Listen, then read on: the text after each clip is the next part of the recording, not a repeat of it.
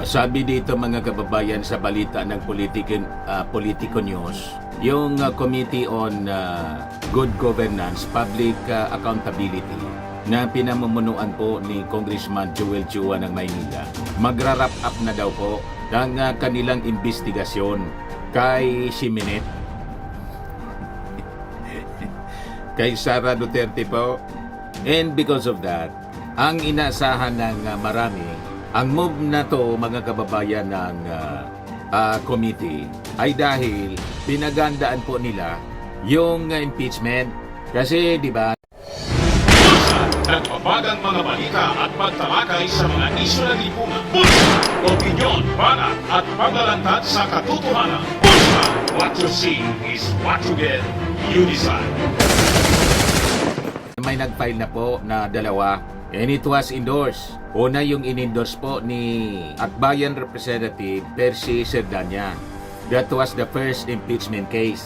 Yung pangalawa, yung in-endorse mga kababayan ng Makabayan Bloc ni Franz Castro ng AK Party List, Kabataan Party List Raon Manuel at saka Gabriela Party List Representative Arlene Brosas.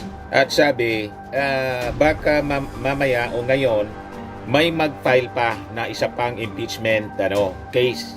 That will be the third impeachment case pag nagkataon. Kaya sabi dito sa balita, impeachment, next battleground, House panel to wrap up Sara Duterte's confidential funds probe. Kasi siyempre may nag-file po, the Congress should have to act on it. Both the House of Representatives tapos yung Senado.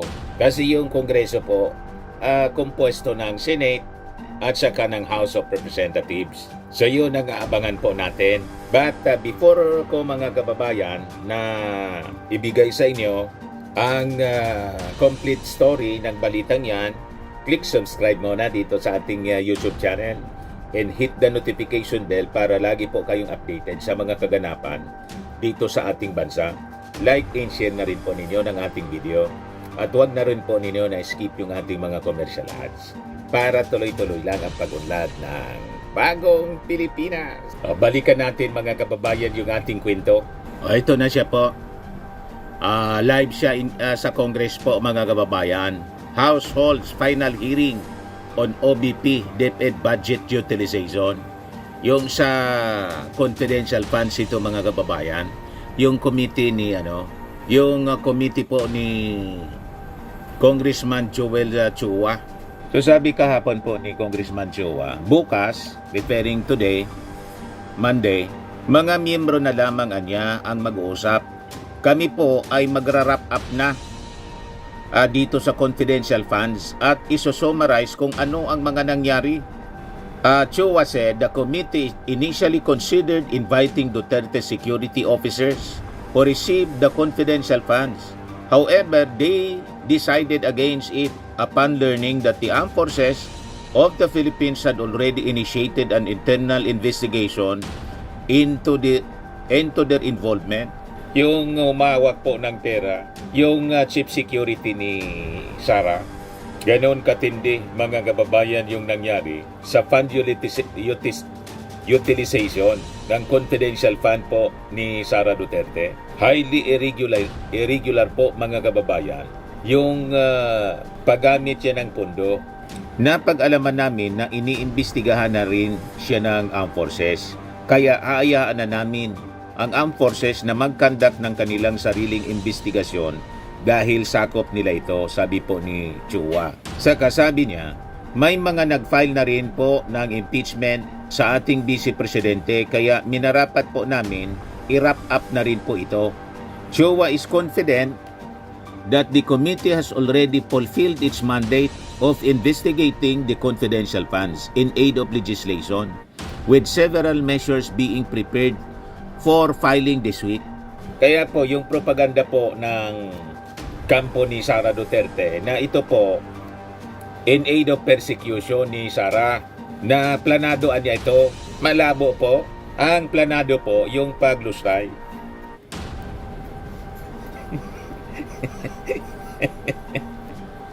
Kitang-kita po doon sa lumitaw na mga testimonies Talagang planado po. Pati yung yung pag-iwas na mahuli, huli pa rin po. Kasi na-confirm po na yung mga pangalan na ginamit po sa resibo, acknowledgement receipts, fake. Kaya nga yung 600 plus. Click subscribe muna dito sa ating YouTube channel and hit the notification bell para lagi po kayong updated sa mga kaganapan dito sa ating bansa. Like and share na rin po ninyo ang ating video. At huwag na rin po ninyo na skip yung ating mga commercial ads para tuloy-tuloy lang ang pag-unlad ng Bagong Pilipinas. Sa mga nagana po ng malinis and spacious fitness gym, pumunta lang po kayo sa aming Colossal Fitness Gym. We also offer Grab Car Rental with our brand new 2023 model ng Toyota Innova. We also accept booking for those who are planning to travel via PAL, Cebu Pacific, and other airline companies, local and international, and bills payment for Meralco Bills, Aleco Bills, PLDT, etc. Ang Colossal Fitness Gym is located at 3rd floor Security Bank Building, Lanco Business Park, Legazpi City, Albay. For inquiries, look for Gilon Maravillas, contact number 0966-802-0949. Yan po yung aming Innova. Lagi na pong matao sa amin.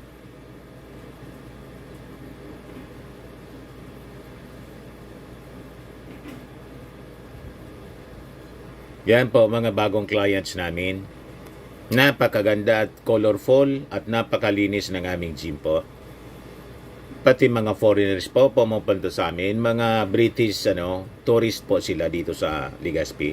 Na-set up na rin po yung aming mga brand new gym equipment.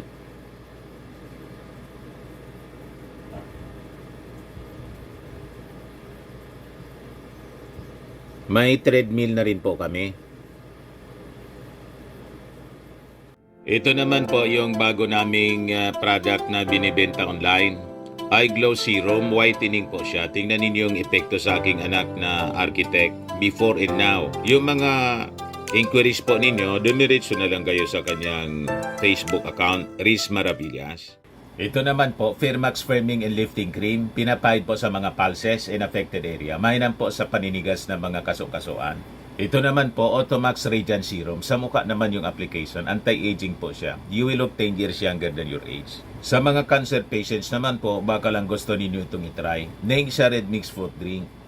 Hindi mo po siya gamot, food supplement siya. Kaya lang, gawa siya mga kababayan sa goji berry. Yung goji berry may anti-cancer properties. O ngayon, yung mga inquiries ninyo, dumiretso na lang kayo sa aming messenger sa Facebook para masagot namin agad. Ayos pa? Ayos na ayosan niya, Mr. Maravillas. Mga kababayan, pinapacheck na rin matapos na mapag-alaman na si Mary Grace Piatos non-existent po sa Davao. Walang Mary Grace Piatos sa Davao. Mayroon Mary Grace lang po. At pinuntahan ni Speaker Martin Romualdez. Pero si Piatos po, wala pa. Hindi pa nakikita si Piatos. Nakita ko si Piatos dito sa Legazpi, sa SM. Kasi nag-feeding kami kahapon. Pero kulang na po yung Piatos. Kaya oisi na lang yung amin pong nabili. Ito si Mary Grace pa Ayan si Speaker Martin. Cafe Mary Grace. Kaya sabi ko sa post ko mga kababayan, breaking, Speaker Martin, natagpuan na si Mary Grace. Pero si Piatos hindi pa. Ayan po mga kababayan. Galit na galit yung mga DDS.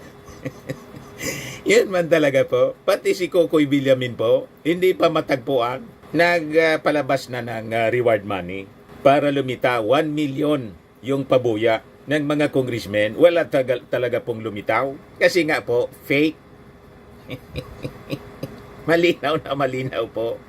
Piniki ni Sara Duterte, mga kababayan, yung mga resibo sa pamamagitan ng kanyang mga opisyal kasi po, sukol na. Yan ang lumilitaw po sa investigasyon. So, kailangan nilang ma-justify sa COA, nag-isip na lang ng nag-isip na kung ano-anong pangalan para isupply po doon sa resibo. Yan po yung nangyari. Ihuli sila sa investigasyon ng Congress. Kaya nga po, sa second impeachment mga kababayan, ang focus, sabi ni Colmenares, ang focus ng kanilang kaso sa articles of impeachment po, yung corruption sa paggamit ng confidential funds. So ang kakalkali nila talaga, yung ibinayad po na confidential funds sa chichirya.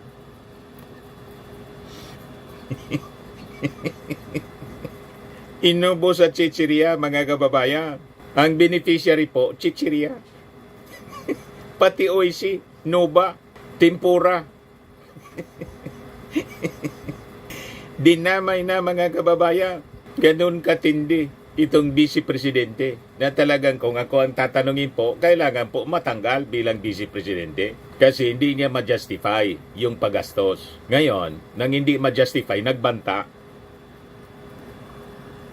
Pinagbantaan yung ating Pangulong Bongbong Marcos, si Lisa Marcos, pati si Martin Romualdez kasi ayaw daw siyang tigilan ng Congress. May mandato po ang Kongreso at trabaho nila yan. Power of the purse. They have that. Power of the purse. So sabi dito sa balita, House panel calls for stricter controls of confidential funds after probe into the 612.5 million alleged misuse. O sabi po ni Congressman Chua, ang isa po sa mga recommendation namin ay pag ang confidential fund ay nabigyan ng notice of disallowance, ito ay mawawala po yung confidentiality ng nature ng pondo na ito'y pwede nang usisain ng maigi.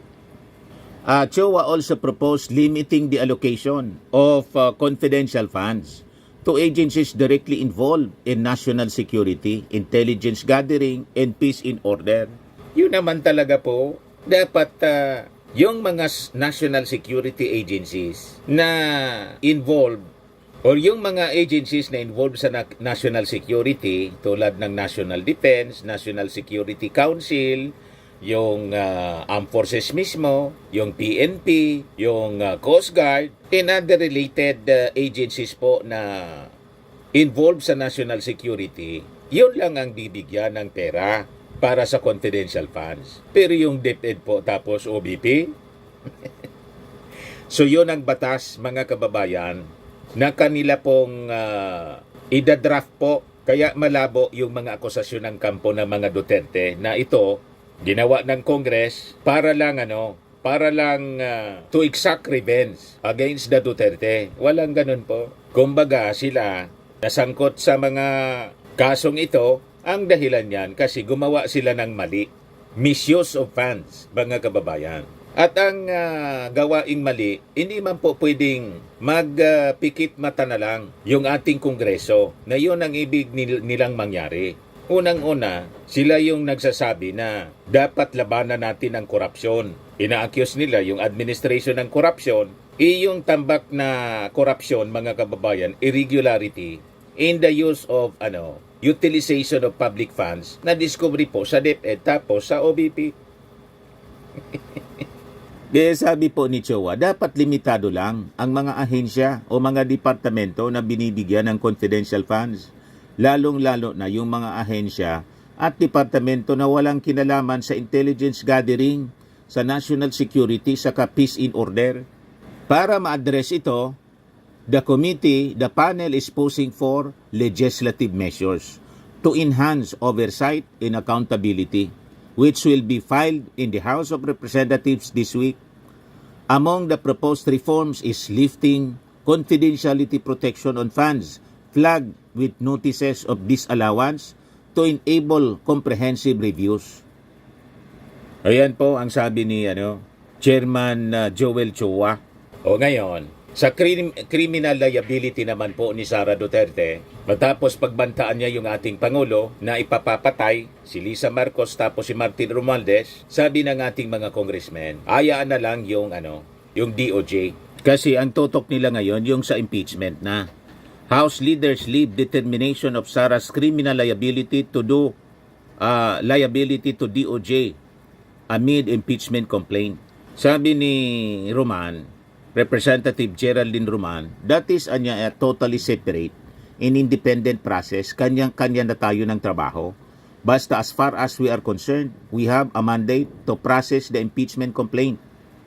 We are not the ones who are going to tell the Justice Department to do their work, but we should let our government agencies to do their work freely, independently, with transparency, with honesty. Left and right po ang kaso niya, no? Ni Sara Duterte. Itong mga kasong ito, lahat ito kagagawan niya. Siya lahat ang gumawa ng kaso. Malinaw po, kung hindi siya nagwala, hindi siya nagbanta, pati itong sa confidential funds, kung ginamit niya lang sa tama, mga kababayan, wala siyang kaso. Kaya ang lahat ng kasong ito, ang may gawa po, si Sara Duterte. Ginawa niya yung lahat ng kaso laban sa kanya. Kumbaga, cause and effect theory. Ang cause ng epektong ito sa kanya, ang cause ng problema niya, yung mga kagagawan niya. Meanwhile, yung Quadcom naman po, to present initial report on illegal drugs, Pogos, EG case connection. Iyan naman po yung sabi ni Congressman Ace Barbers. So sabay-sabay na po ito. Very busy yung Congress ngayon kasi magbabakasyon na po sila. Kailangang matapos nila muna ito na mga nakapending na mga kaso, mga trabaho. Hindi pa nagsisimula. May mga hinihintay pa siguro. O ngayon, sabi ko kanina po, nagkaubusan ng piatos. Kaya OAC na lang po yung nabili namin para mapasaya yung mga bata. Nag-feeding and gift-giving kami kahapon. Maraming salamat po sa aming sponsor from Illinois, USA, si Madam Anita Macarial. Nagpadala siya ng 35,368 pesos and 88 centavos. 650 US dollars kasi. Nang i-convert, 368.88 po. Ayun, pumunta kami sa Barangay Buyuan, Legazpi City. Imbes na 500 pesos yung ipamigay namin, nag-feeding na lang po kami sa mga bata. Parte ito, third wave ito mga kababayan, ng aming relief assistance sa mga nasalanta dito sa amin sa Bicol ng Bagyong Christine at Pipito.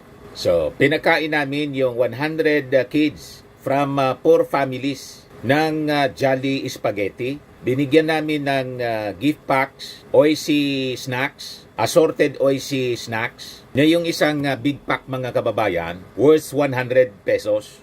Then, dinagdagan pa namin ng pabaon po, 50 pesos each pabaon para sa eskwela.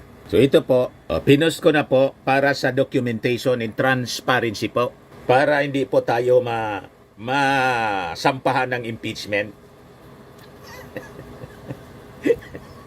Baka po masampahan tayo ng impeachment for donation misuse. O, diba? Lalo't laging nakabantay sa akin yung mga DDS. Sabi nila, wag niya kayo mag-donate kay Mr. Maravillas. Nanakawin yan. Sabi ko, ito mga taong ito, yung mga donor ko, hindi nag-iisip ng ganon. Kasi alam nila, transparent ako to the last centavo. Pinapost ko yung mga resibo, kung magkano yung cash receipts. Mamaya, ibigay ko po sa inyo. Ilan yung gastos at may video po para hindi po matulad sa confidential funds ni Sara. Yung hindi man po nagdo-donate, wala mang naitulong sa ating mga mamamayan, yun ang maiingay, akusa ng akusa. Kaya tama talaga yung kasabihan. Yung kasabihan dito sa amin, ang matinao, maginibo. Ibig sabihin sa Tagalog, ang mainakusa, yun ang may gawa. Pag akusa ka ng akusa, malamang sa malamang, gawain mo kasi yung magnakaw ng pera. Tapos sinasabi nila, galingan niya yan kay Tambaloslos. Hindi ba kayo nagbabasa? Napakalinaw na yung donor namin, taga Illinois, si Madam Anita Macarial. Pera niya ng bayan yan, hindi po pera ng bayan, pera ng OFW na nagtitiwala sa amin. Hindi po ito from the taxes of the Filipino people. Galing ito sa pagod at pawis at dugo ng isang OFW na nagtitiwala sa amin. Ito po yung post ko 16 hours ago kasi kahapon po namin ginawa yung feeding and gift-giving activity. Yan o, time for caring and sharing, third wave of our relief operations for the victims of Typhoons Christine and Pipito. 100 children from poor families at Barangay Buyuan, Legazpi City Maraming salamat po, Madam Anita Macrial of Illinois, USA, sa cash donation yung 35,363 pesos and 88 centavos. To the last centavo po, nakapost. Nagfeeding po kami ng Jolly Spaghetti. Namigay ng 100 big packs of assorted Oasis snacks worth 100 pesos each. Ibig sabihin, 100 pesos each, 10,000 pesos ya. Lahat. Plus 50 pesos cash na pambaon bawat bata. God bless you more po. To God be the glory. Ibig sabihin, 50 pesos times 100, 5,000 pesos po. Ayan ang documentation po, mga kababayan. Malinaw. Ayan po. Big pack po siya. Yan big pack po siya, 100 pieces. Pambaon nila buong linggo. Ayan nakatambak. 100 pieces siya. 110 talaga ang aktual niyan, mga kababayan. 110 pieces siya kasi pinasobra namin, baka kasi may mga pumunta na hindi nakalista. Ito naman 120 siya kasi dinamay namin yung mga tumulong sa amin na mga barangay officials para kumain din sila ng Jolly Spaghetti. Kaya ang saya-saya ng mga bata po. Ayan sila, mga kababayan. Si Mrs. namimigay ng pera. 50 pesos po yan. 100 pieces ng 50 pesos. So 5,000 siya. Transparent po tayo. 50 pesos yan. Yung nakita ninyo, kasi pinablis ko doon sa isang channel natin, yung video, pero i-replay ko rito, na namimigay si Mrs. ng 20 pesos na cash prize, doon sa game yon. Hindi na yon kasama. Nagpa-game si Mrs. Yan po. Yan, kasama natin yung mga barangay officials. Yan yung mga barangay officials, mga kababayan, mga kagawad, and BHW, and kabataan. May Christmas celebration din kasi sila. Early Christmas celebration. Ito yung kapitan sa barangay, si punong barangay, Ronaldo Minya. So nakakatuwa, mga kababayan. Di ba? Yan sila. Yan yung preparation pa lang namin. 7 kahon siya ng mga gift packs. Tapos ito yung Jollibee. So lahat siya documented siya. May lista ng mga beneficiaries. Nasa official records ng barangay siya. Pwede ninyong ipa-summon. Nag-iingat tayo para hindi tayo ma-file ng impeachment. Tapos may picture siya, pati video. Para hindi po mga fake yung beneficiaries natin. Hindi matulad sa Mary Grace Piatos. Pagkatapos yung pera nasa mabuting kamay na. At pag tinanong, nagbabanta, gusto nang ipapatay yung Pangulo. Wala tayong ganun po na pag-uugali. Di ba nakakatuwa? Ito yung resibo. Acknowledgement receipt. AR. Yan Jollibee Legazpi Rizal. Yan Jollibee Legazpi Rizal. Yan ang resibong authentic po. 120 Chicken Joy worth 15,840. 120 sun-kissed orange para may iinumin sila. Subtotal 18,240. Tapos may ang total due 18,240. Yan Yan yung Jollibee, mga kababayan. 120 yung in-order namin para damay na rin yung mga barangay officials. 100 yan para sa mga beneficiaries, mga bata. Ito yung binili namin na gift packs galing sa SM Supermarket, Legazpi City. Yan 10,000 pesos. Kasi 100 pesos yung presyo niya. 100 pesos each. Kaya 10,000 pesos lahat. Yan Malinaw po. Ito yung donation na natanggap namin, 35,363 pesos and 88 centavos. 610 US dollars galing pong Illinois, Amerika. At 58 pesos and 93 centavos yung palitan. Kaya 35,363 pesos and 88 centavos. Ganon kami ka-transparent. O ngayon, yung gastos namin, ipopost namin mamaya kasi other than the 10,000 pesos, namigay si Mrs. ng 50 pesos each. Ibig sabihin, 5,000 pesos yon. So, gift packs, 10,000 plus 5,000 cash, that is 15,000. Plus Jollibee, Chicken Joy, 18,240. So, i-plus natin lahat, i-add. Gamit tayong calculator. 10,000 plus 5,000, 15,000 plus 18,240. So, equals 33,240. Yan ba? 33,240. Yung cash receipts namin is 35,363.88. So may cash balance mga kababayan na 2,125.88 centavos. So may balansi pang 2,000. Itong 2,000 plus mga kababayan, i-report ko ito doon sa donor namin. At sasabihin ko sa kanya, may balance pa siya. At itatanong ko kung saan niya gusto itong ilagay. Kung gusto niya, ilagay niya sa aming standby fund, okay po. Kung gusto niya na ibalik namin sa kanya, nasa sa kanya po. Pero malamang sa malamang, hindi na yon hindi na niya yon kukunin, kundi ilalagay na lang sa standby fund namin dito. Pero mas maganda, siya yung magdesisyon. Tama ba? Ganon tayo ka-transparent dito po, mga kababayan, para hindi tayo ma-accuse ng impeachment.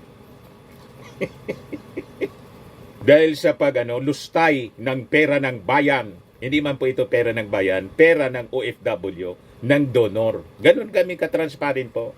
Marami nagtitiwala sa amin. Ang galit lang po, yung mga DDS na hindi man nagbibigay. Yan ang masama sa mga taong yan. Wala mang contribution para sa pag-unlad ng bayan at pagpagaan sa kalagayan ng ating mga mamamayan. Sila pa yung maiingay. Ang sasama talaga ng mga ugali. Ito yung donor namin, si Madam Anita King Macrial. Pinost ko na sa kanya yung resibo. Yan galing ito galing sa SM, ito yung galing sa Jollibee. Sinend ko na rin sa kanya yung picture ng feeding. Yan Time for caring and sharing. Third wave of our relief operations. Yan po. Para nakikita ninyo. Third wave of our relief operations for the victims of Christine. Yan 35,000 pesos, etc. Tapos, yung cash receipts yun. Tapos, yung gastos, ito po. Sinend ko na sa kanya. Yung unang video, mga kababayan, na prinuduce ko, yung namimili kami ng OAC sa SM, pinost ko na rin sa kanya. Nag-react na siya rito. Sabi ni Madam Anita King Macrial, wow, what incredible dedication. Thank you to both of you. I would not have been able to assist our fellow citizens without your hard work. No need to send a receipt. As a believers in God, I trust. Again, thank you both. God bless us all. Merry Christmas and Happy New Year. Thank you for sharing the video, Dante. Pero sinend ko pa rin sa kanya. Ito na po yung video, mga kababayan. Nakita na rin niya, mga kababayan. Siguro, napanood na niya. Kaya lang, wala pang sunod na reply o reaction. So, ito mga kababayan, yung video na kinuha ko covering the event. Time for caring and sharing. Salamat po, Madam Anita Macrial of Illinois, USA. God bless you more po. Anoorin natin yung portion lang po. Right now,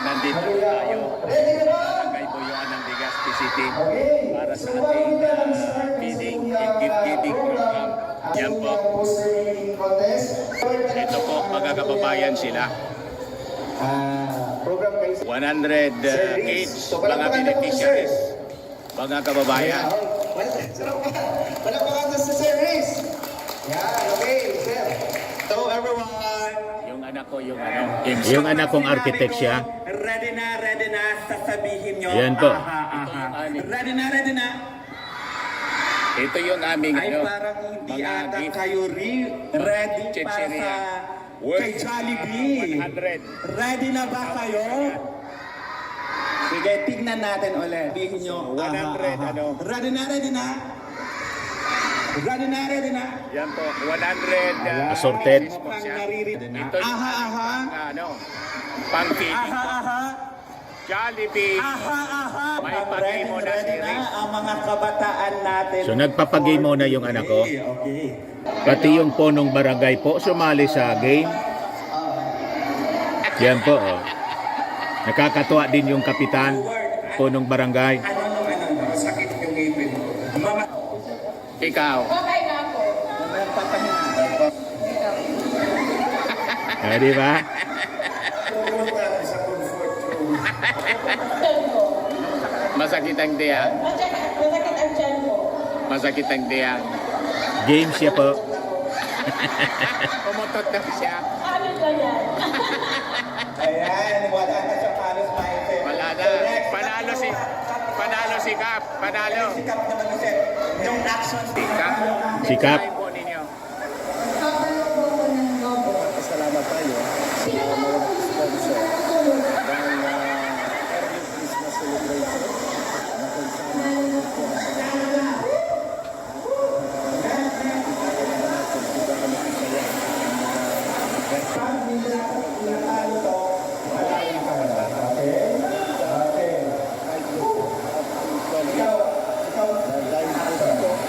ay matutuloy nila ang Salamat po, Kap. Yan po yung aming buting punong barangay dito sa Barangay Puyuan, Legazpi City. Yan. Nagbibigay ng mensahe si Kap. Okay, maray na hapon sa bilog na Barangay Council Kapuyuan. Yawang si Kagawad Sir Abrique, Kagawad Alice Palisa, Kagawad Pat Asores, si Kagawad Selvin Maningil Jr., asin na rin ang satuyang presentido ng satuyang SK person, asin ang satuyang membro ng SK Council. Ayun, ang satuyang pagpasalamat sa pamilya ni Dante Kala po. sa iyang taga-dito sa Puyuan, ang yung na taga-Puyuan, si Bilya Ayala. Asin parang pakanta ng inyong pamilya. Ayala po siya. Ayala Birmondo. Ayala Birmondo ang misis ko po. Si Dante, si Sayan Maka, nausan mo kan Sayan na Pinino, si Catholic Broadcaster. Okay ka, sige, 100 pesos. Para Bilya, Sangkatos mo rin, utang. Okay. Hindi nga pamilya nila, nagtatamang talaga sa pagkailan yung barangay. Last 4 years ago, nagpunti naman nila sa kuya na matarangan as papaupahan sa kuya mga kakilan sa barangay as ilimanan sa ilang kusyon, ilimanan sa ilang naipagamot dahil sa siguro, hindi sa na-acceptar nila, nakuha nila biyaya alim sa satuyang kagurakan. Ano talaga ang sa nag-originate ang pag-ubang ng mga kakilan? Nag-originate lang ini sa first Christmas. On the first Christmas, kang minilagad si Jesus Christ.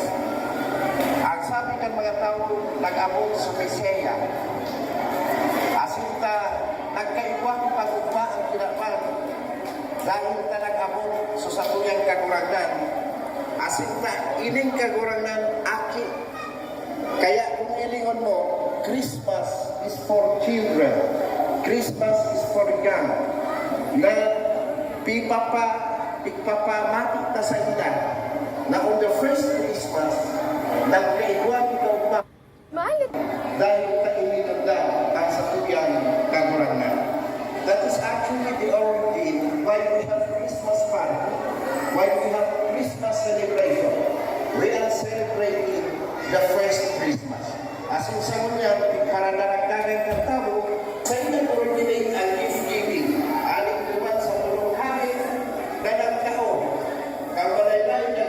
Galing yan sa barangay naman po. Kaya kung hindi mo nito, iwanan mo si mga thief na itatao.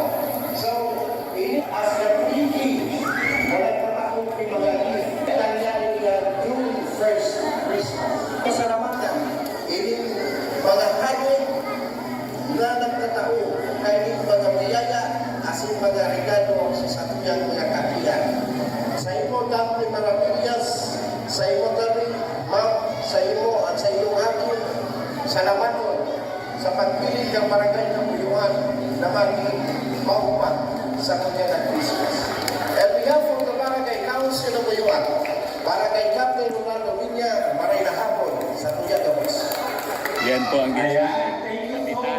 Maraming bata din po kami ng mga pinapagawa na nabibigyan tayo ng opportunity. Tapos nagsayaw-sayaw si Jollibee.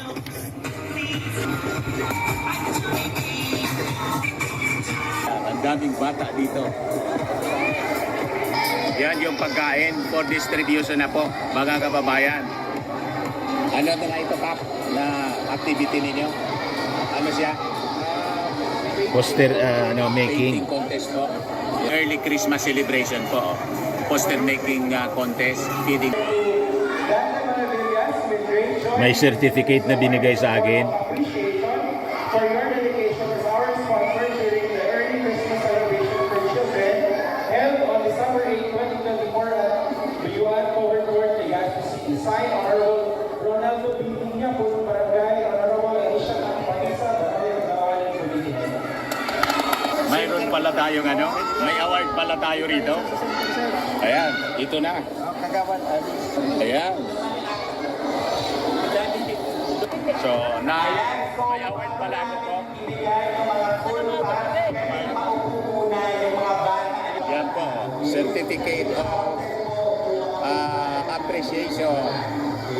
Yung mga bata, Oh, ito, distribution na May po mga ng pagkain. na sila. Jollibee. Yan po, distribution. Ano sasabihin? Thank you! Thank you! Merry Christmas! Mayroon pa kayong ano? Box ng ano? Yun. Worth what? Mayroon ka? Ayan, tapos may pera pa. Yun. O, diba? Yun, Tuwang-tuwa ibibigay sila. namin.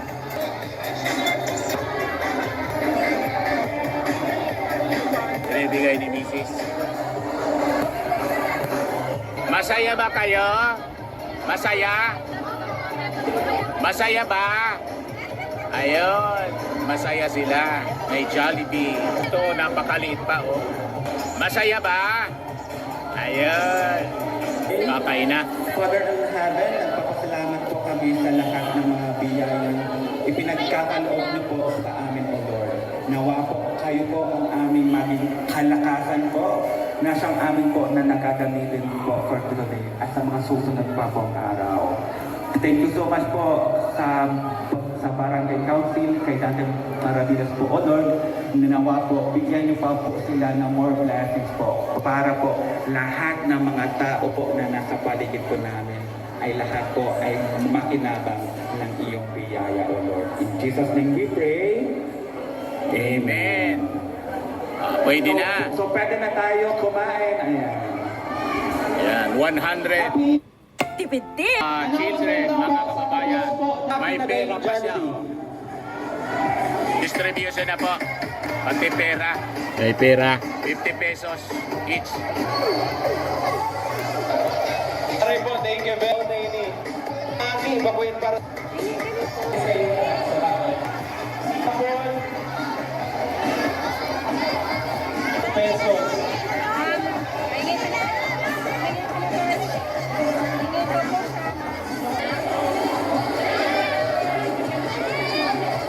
Yung ano, yung di pa nabigyan ha.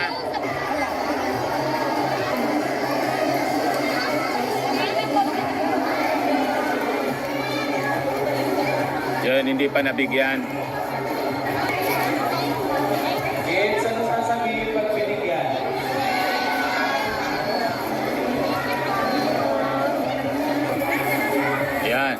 namimigay na ng 50 pesos. Yung hindi pa nabigyan, maraming salamat din po. Merry Christmas. 50 pesos mga kababayan, yung mga bata. Ayun, hindi pa nabigyan, may 50 pesos kayo. Ayan. Ayan. Mga bata, 50 pesos galing kay Ninang ng Bayan. Si Ninang ng Bayan, namimigay ng 50 pesos. Ayan. Ayan. O, sasabihin ninyo, salamat Ninang. O, isigaw, salamat Ninang. Ayan. Salamat Ninang. Yan si Ninang. Sige, pamigay ng pera. O, sabihin ninyo, salamat Ninang. Ay. Salamat Ninang. Ayan, ang Ninang ng barangay. Iyon na si Ninang. O, salamat Ninang. 50 pesos lahat ng mga bata. 50 pesos. Ayan. Oh, sabihin ninyo, salamat Ninang. Salamat Ninang. Ninang ng Bayan. Ito. Yan, namimigay ng 50 pesos si Ninang. Ayan po, si Ninang namimigay ng 50 pesos. Yan, 50 pesos. 50 pesos. Yan. Salamat Ninang. Ayan. 50 pesos. Yan. O, walang uulit ha. Walang uulit. Yun nabigyan na. Yan. Salamat Ninang. O, anong isisigaw? Salamat Ninang. 50 pesos baon para sa eskwela. Bukas. Ayan pa. Sige lang. Bigay ng 50 pesos. Ayan.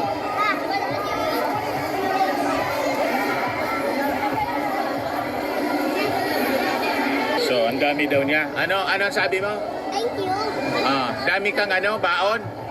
Ayan, may pera na, may OAC pa. Di ba? Anong grade ka na? Ha? Grade 3. Tapos na? Tapos na? Salamat po. Ayun mga Pawisan kababayan, si Mrs. tapos na yung distribution ng pera, ng regalo, baon nila, at saka yung pagkain, Jollibee. So that ends mga kababayan yung ating feeding ngayon.